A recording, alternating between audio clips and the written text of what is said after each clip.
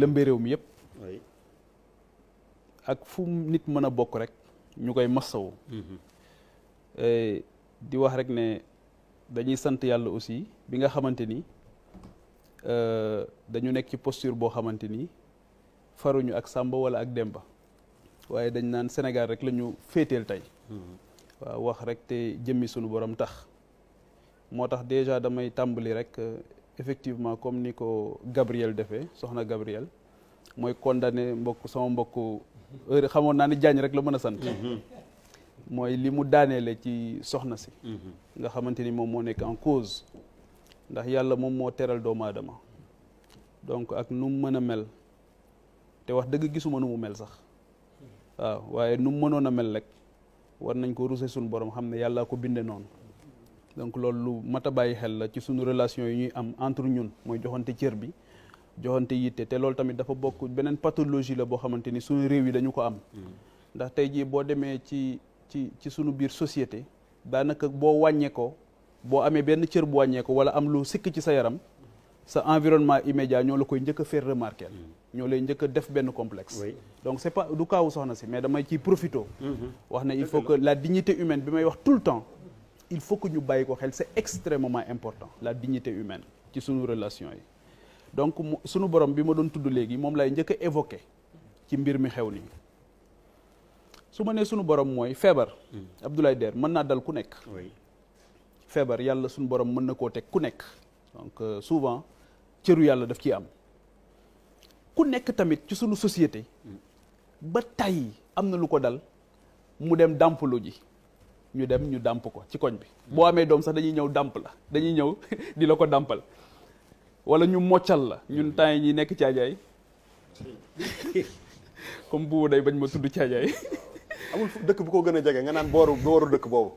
pour mën a bàyyi caajaay bu nooy tuuti saa caajaay waaw donc bi ñuy nekk mais caajaay man ak maître ko bokk donc caajaay boobu bañ fay nekk boo nekkee bi ñuy nekk di football nekk xale soo gaañoo dañuy la yóbbu ñu mocc la boo rëqee ñu mocc la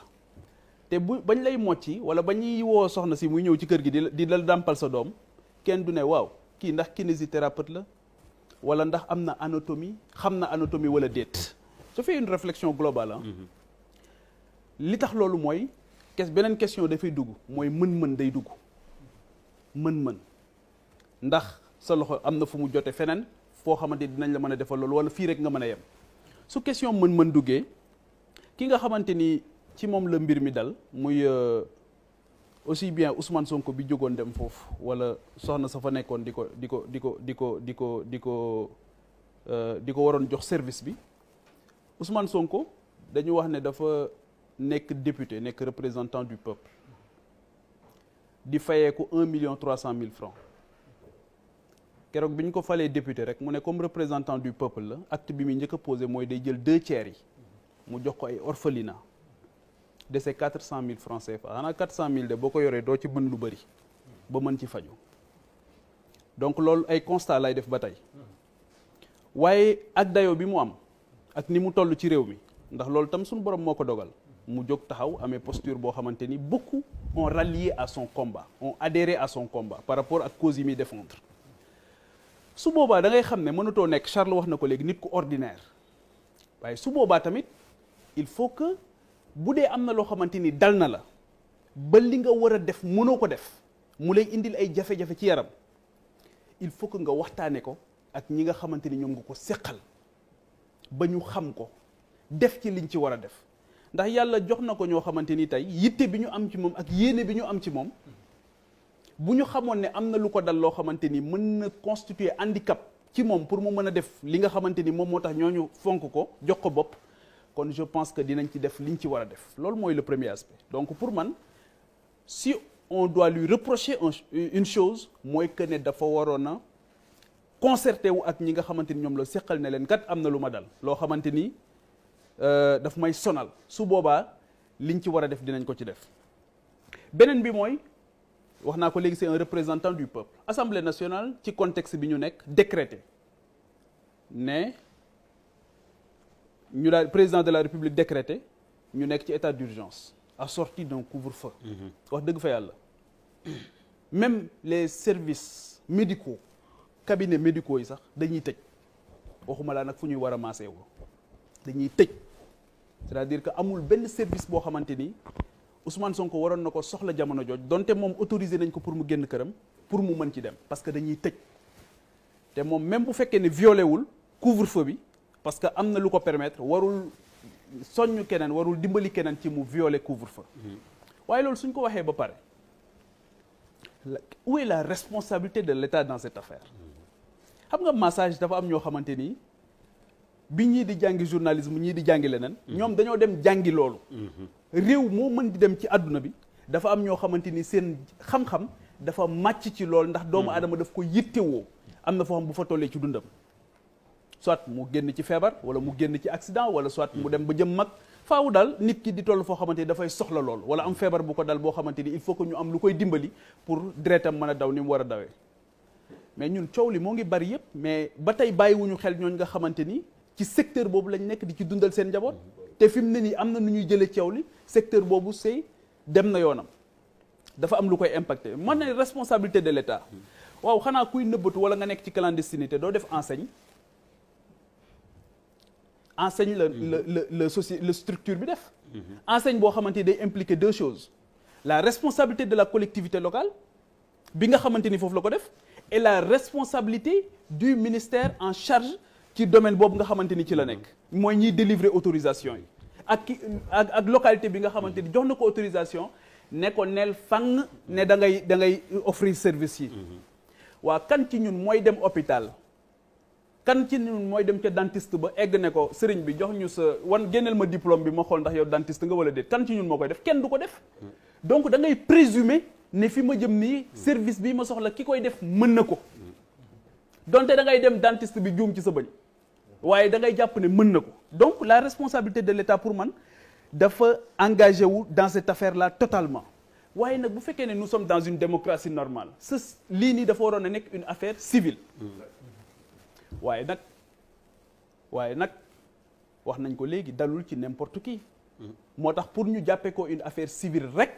ak lim implication yi mu am ñu gis sax des représentants de l'État du Sénégal ak ñeneen ñoo xamante ni dañoo gis ñuy jubilé ñii di tëb di dal ñii kontaan ci ñii bëgg ci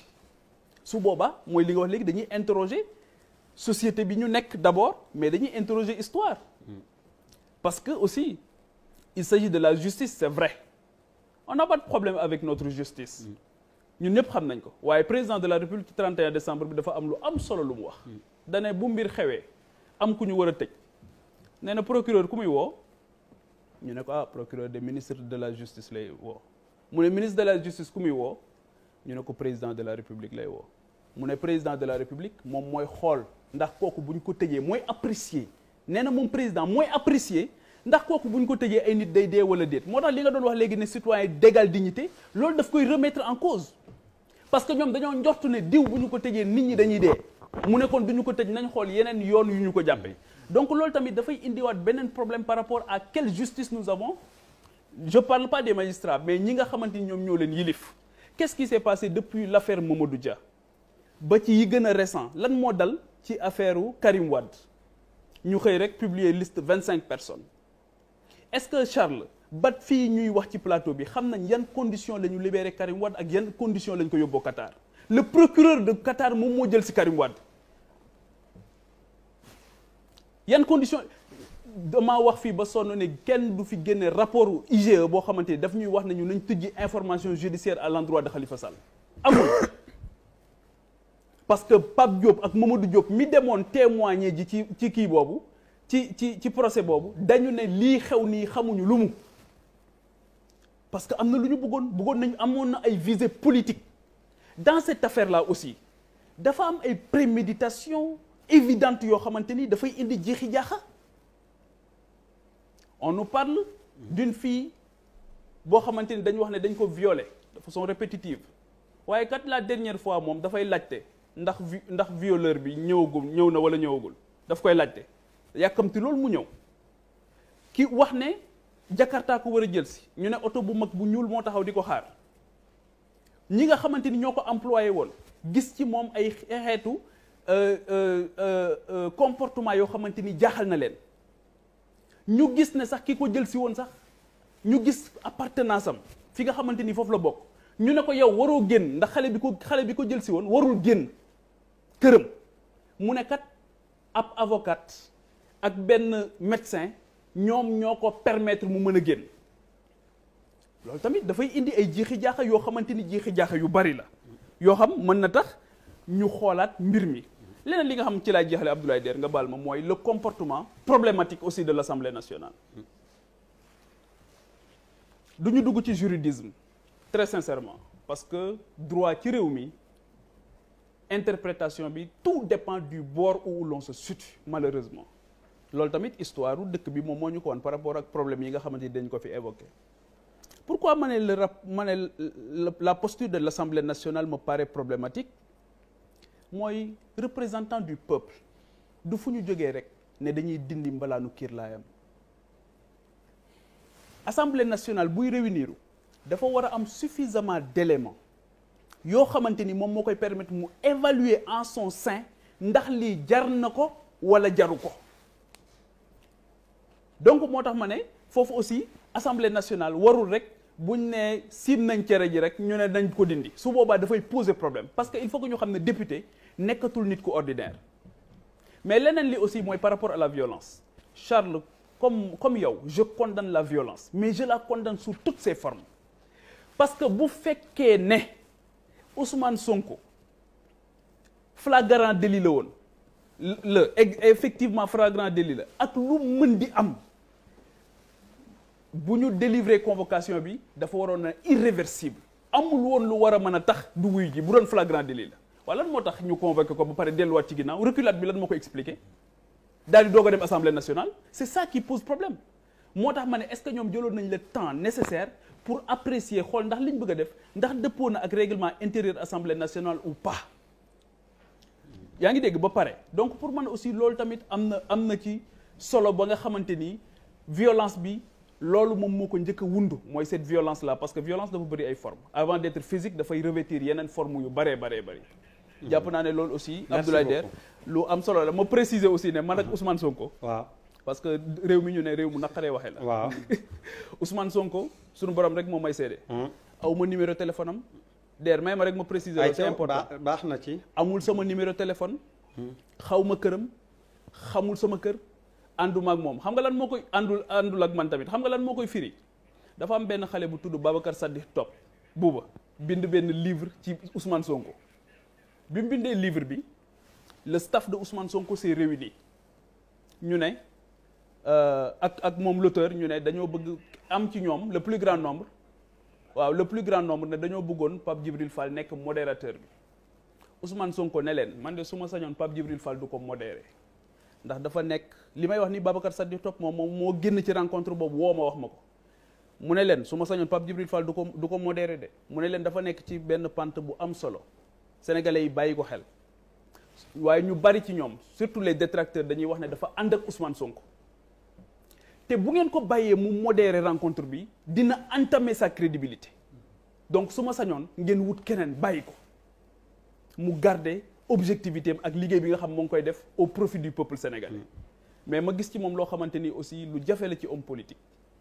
ndaxte loolu gain politique bu doon homme politique yi ma xam gain politique bi dina leen jaral ñu sacrifier gone googu waaye moom tamit laa gis mu toog ci Sénégal ñu informer ko ne ko banque de sang yi jeex na de mu ne njabootam jóg leen kenn ku ci nekk fa nga nekk demal may ji deret Ousmane Sonko laa gis vacances jot mu ne gars yi mu ne waa këram vacances agricoles patriotiques musuma ko dégg ci njabootu kenn ci way politique yi Ousmane Sonko boobu tamit laa gis ci année bii ren ak année bi ni mu problématique mu wax les enseignants yi bokk ci parti mi yëpp nañu dem joxe ay cours particuliers ay cours vacances te jëm yàlla rek tax kooku je pense que bu nekkee en cause il faut que ñu jël ko à sa juste valeur bañ ko neenal mel ni dafa dal doonte nous sommes d'égale dignité waaye nag égale dignité xam nga fan lay yem mooy ñi pare pour questionner l'intérêt général ak ñi nga xam seen bopp rek moom moo leen yitteel. Bouba bismillah.